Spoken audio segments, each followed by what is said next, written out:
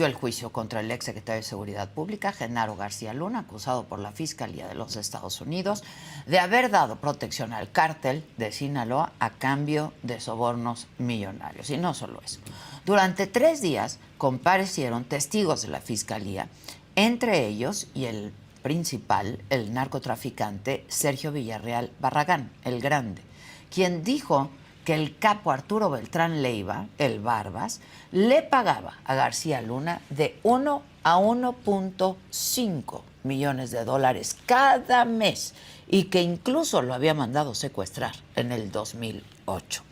Para hablar de este tema, que otra vez yo creo que vamos a estar hablando de él los siguientes 2 meses, por lo menos. Vamos a hacer contacto en este momento con José Reveles, periodista especializado en temas del narcotráfico, autor de diversos libros como El cártel incómodo, El fin de los Beltrán Leiva y La hegemonía del Chapo Guzmán y Narco México, entre muchos más, y artículos, por supuesto. José Reveles, ¿cómo estás?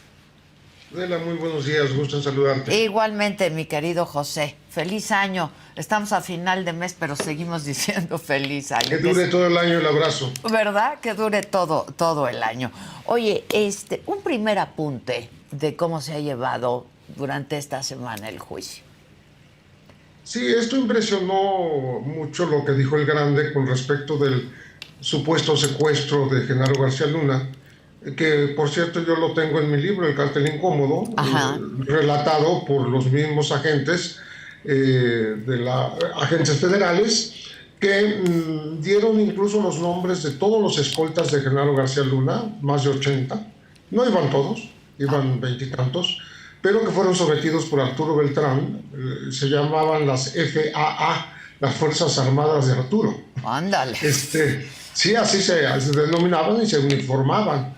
Entonces lo toparon en un falso retén en la carretera, allá en Morelos, y se lo llevaron con el consentimiento de Genaro. Él le pidió a sus escoltas que no impidieran el asunto, que no se confrontaran, y se lo llevaron 4 horas. 4 horas durante las cuales estuvo la escolta de García Luna atada de manos, con los ojos vendados y despojada de sus armas. Ojo. Entonces, en el documento que entregaron los federales en el Congreso, en aquella época yo estuve presente, ellos mencionan a todos los nombres de los escoltas y todas las armas que eran sus armas de cargo, para que la defensa, la Secretaría de la Defensa, investigara qué pasó con esas armas, porque se las quitaron.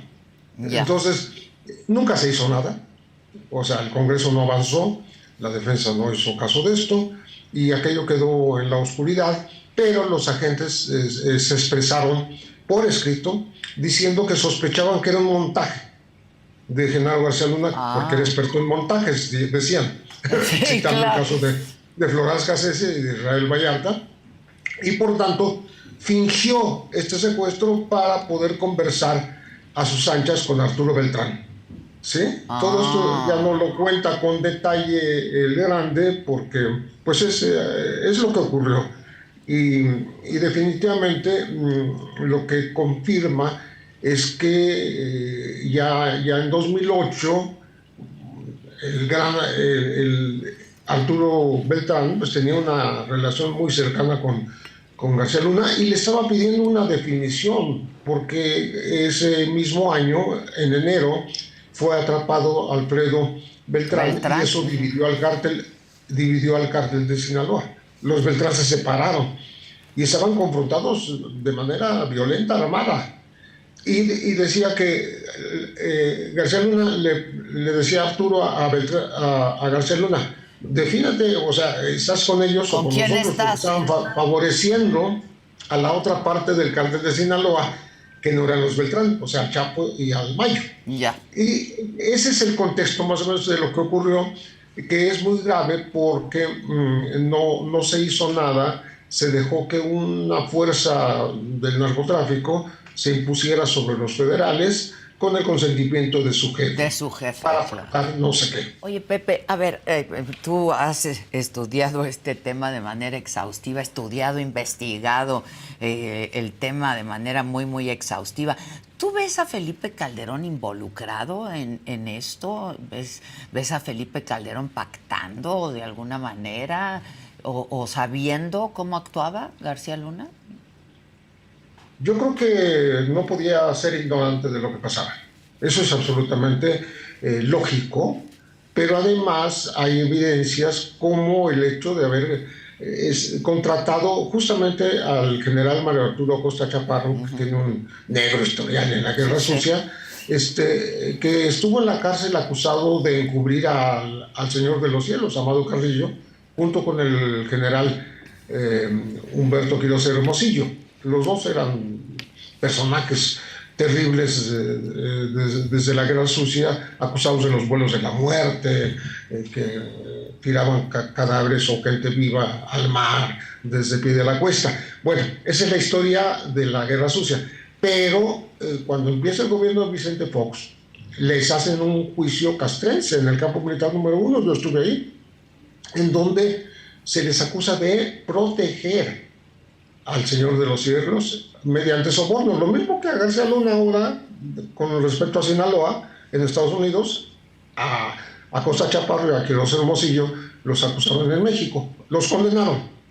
Pero, curiosamente, Acosta Chaparro salió a los 6 años en vez de los 14 que tenía que cumplir, mediante un amparo, y lo que pasó, inmediatamente transitó de la cárcel a Los Pinos. O sea, se convirtió en el asesor de Calderón para la conexión con los capos de la droga, porque los conocía a todos. Entonces, si había esa relación, ¿qué pactaron? ¿Qué decían?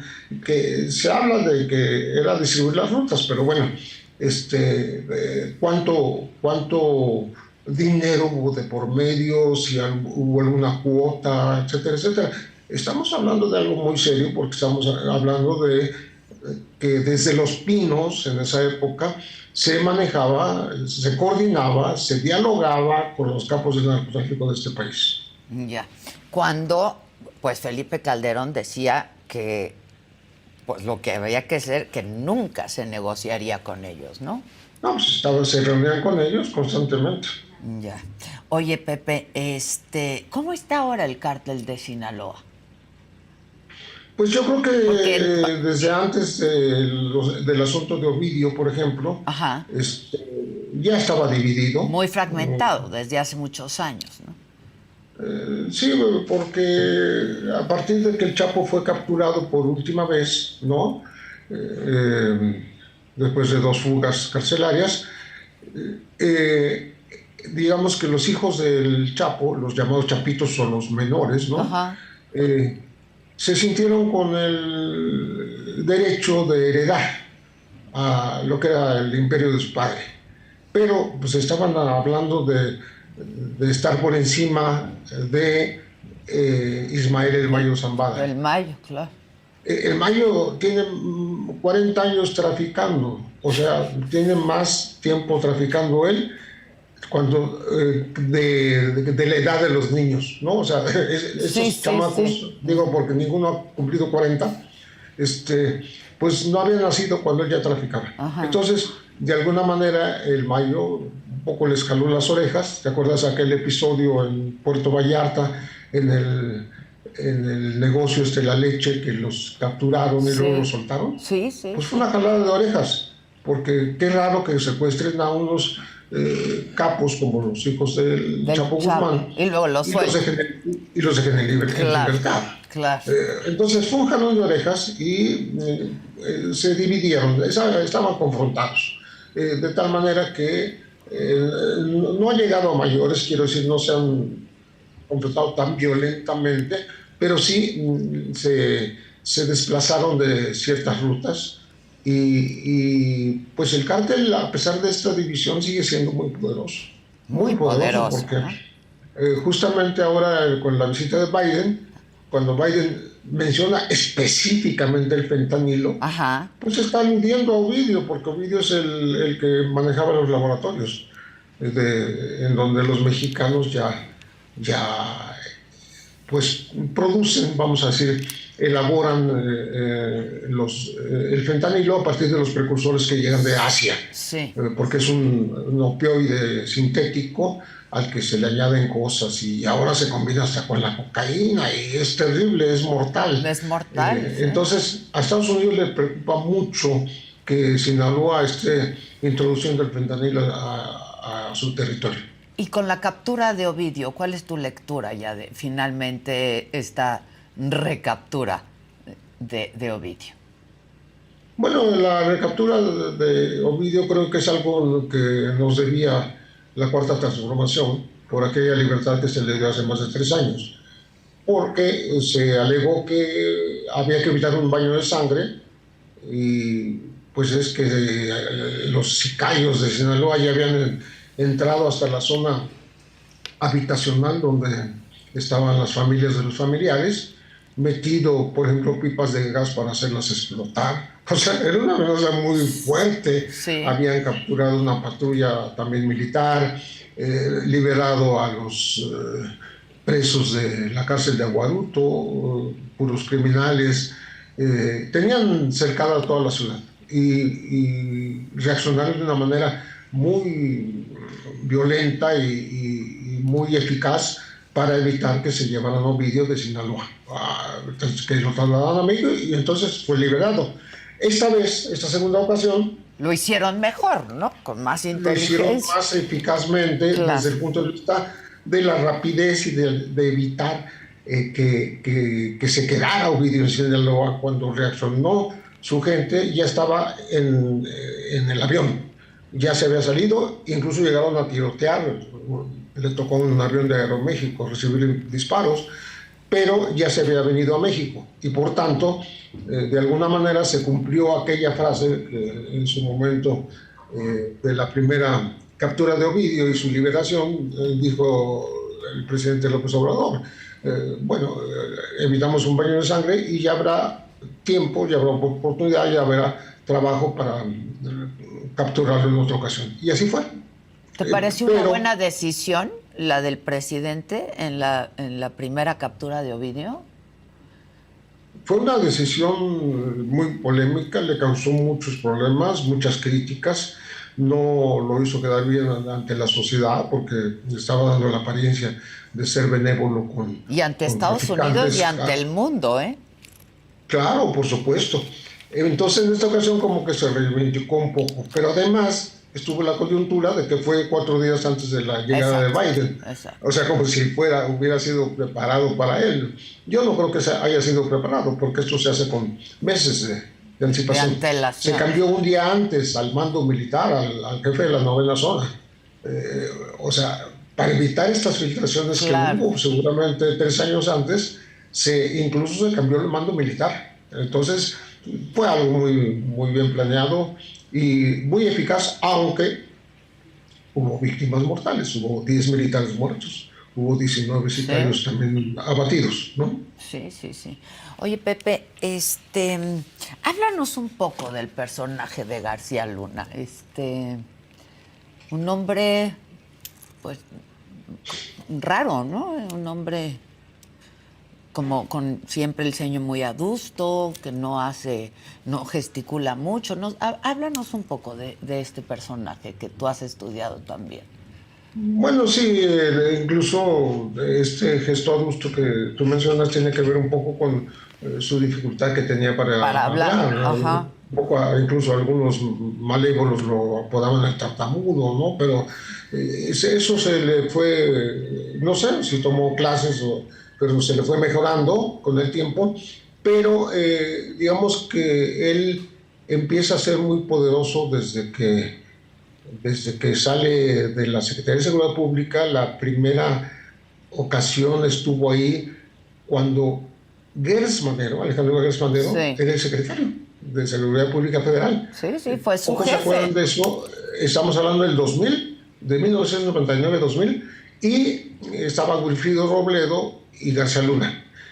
Ellos fueron acusados y consignados a la PGR en aquella época porque por la compra de vehículos y aeronaves con visos de corrupción. Y a García Luna específicamente por no haber entregado cuentas de 40 millones de pesos que estaban destinados a testigos protegidos. El juicio se dio. A Wilfrido Robledo lo inhabilitaron por 10 años del servicio público, pero García Luna no le hicieron nada. Eso demuestra cómo ya tenía mucho poder y se va a cobijar bajo el general Maceo de la Concha, que era titular de la PGR, y ahí fundan la AFI en tiempos de Fox. Y el director de la AFI pues se llama Genaro García Luna. Cuando termina con el sexenio, ya estaba al servicio de Calderón, se lo nombra secretario de Seguridad Pública.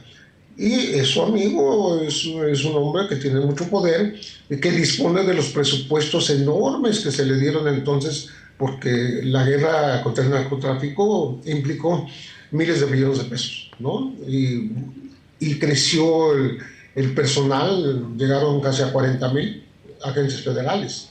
Entonces todo eso lo manejó García Luna. Yo tengo el dato del primer año que ejerció en el 2007, completo.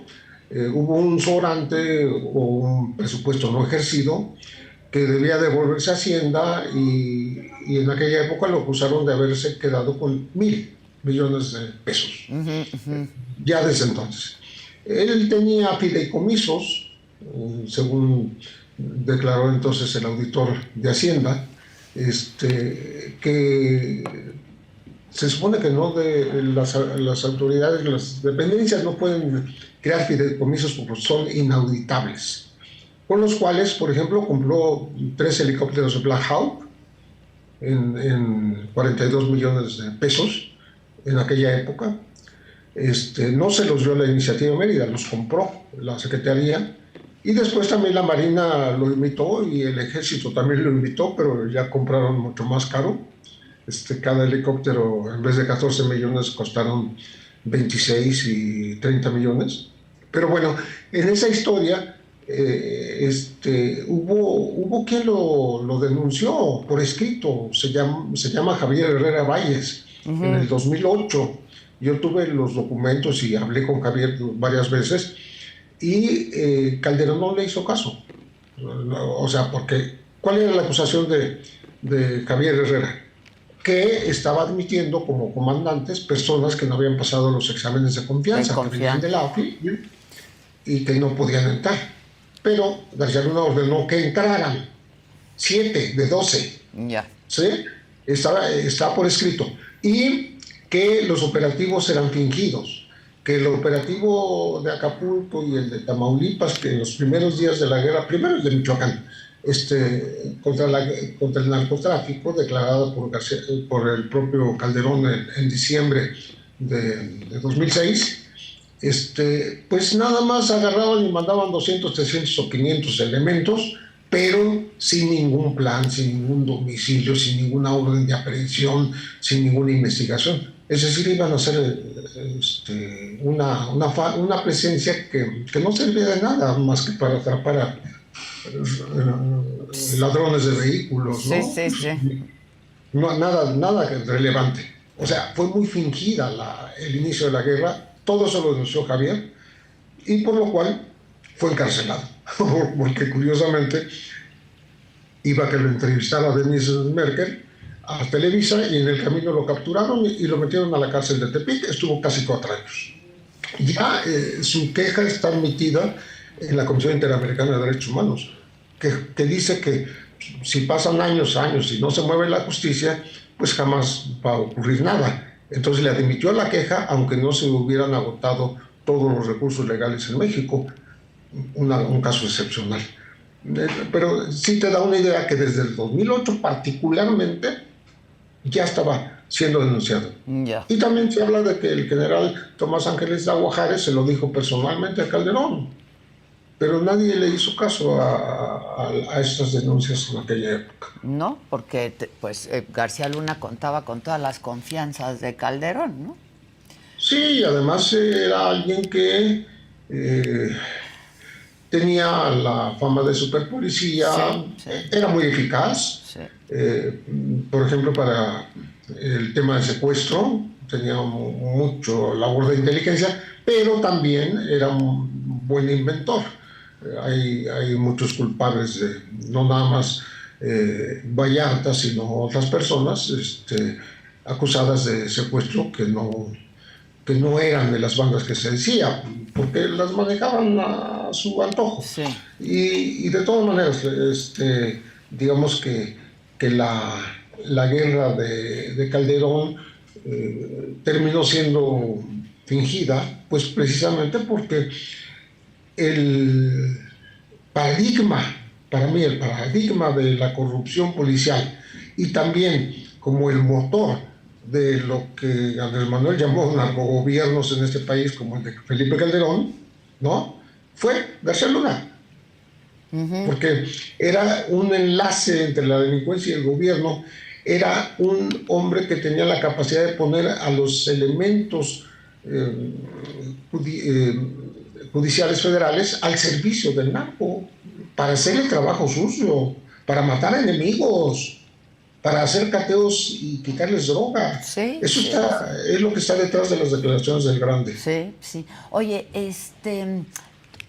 mucho se ha dicho, ¿no?, de que pues lo que hemos visto hasta este momento, que ha transcurrido una semana de este juicio, pues solamente son los dichos del Grande. ¿Tú esperarías que hubiera algún tipo de evidencia?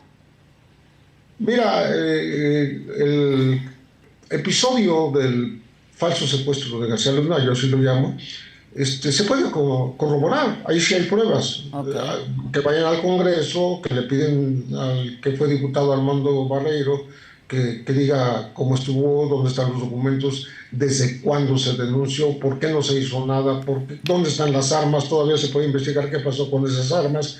Eso sí se puede verificar, ¿no? Porque hay una denuncia de varias decenas de agentes que acudieron personal físicamente al Congreso.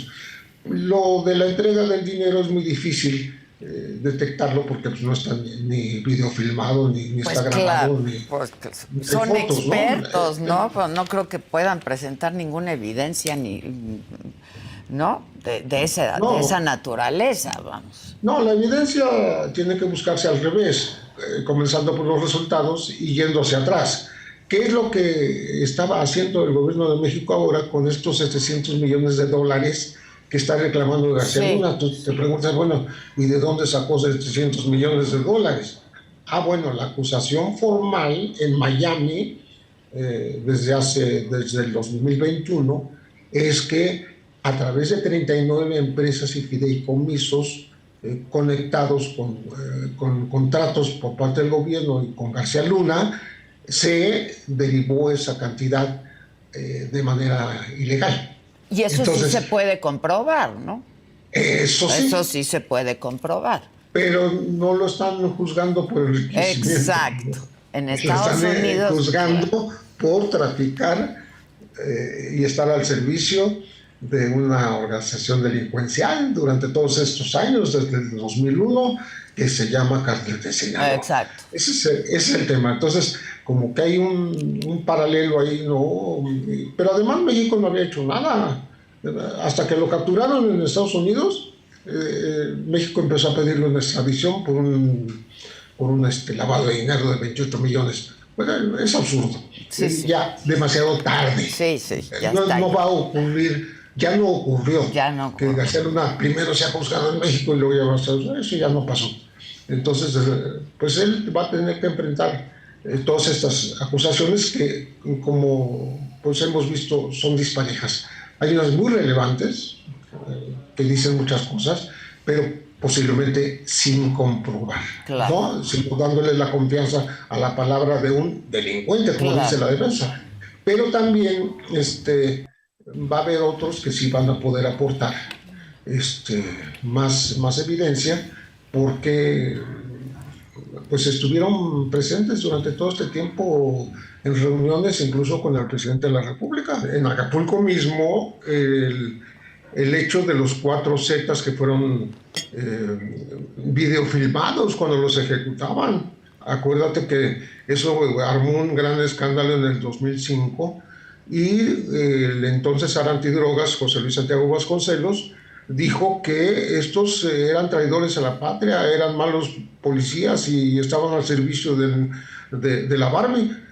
Y eso realmente fue real. Estuvieron presos algunos, ya todos están libres, exculpados, no pasó nada. Y no se tocó a García Luna ni con el pétalo de una averiguación. Ajá. Esto se dio a conocer públicamente en México el 1 de diciembre de 2005. Ajá. Y una semana después ocurrió lo del rancho Las Chinitas, de Florence Cassés, Israel Vallarta, lo que hace pensar, y así lo digo en mi libro sobre el tema de la Fer Cassés, que lo que estuvo detrás de este montaje fue tapar el escándalo que significaba que los AFIS estuvieran al servicio de la Barbie, que se dio a conocer apenas 8 días antes. Ya. Bueno, y también otra declaración del Grande en el juicio es que había miembros del cártel de Sinaloa con uniformes, ¿no? Y credenciales oficiales de la AFI.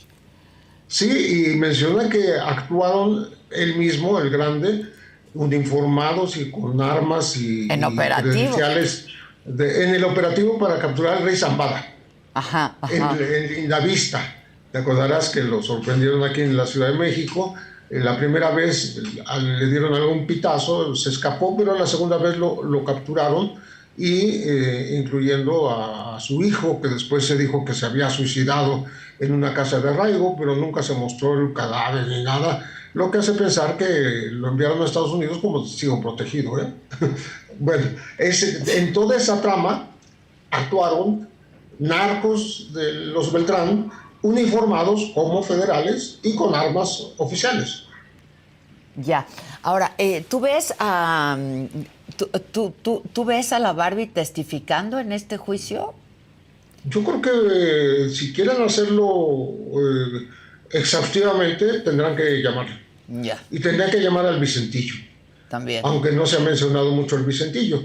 A la Barbie sí se la ha mencionado porque la Barbie fue el primer capo de cierto nivel que declaró como Felipe Calderón, Juan Camilo Muriño, José Luis Santiago Vasconcelos, Genaro García Luna, todos ellos bueno, por supuesto a través del general Mario Arturo Acosta Chaparro, pactaron, conversaron con los capos principales de este país para pues organizar las rutas y ver a quién le tocaba a cada quien, o sea, repartir el país, no prohibirles traficar, sino darles zonas para que no hubiera más enfrentamientos. Más violencia. Pero también les exigieron dinero.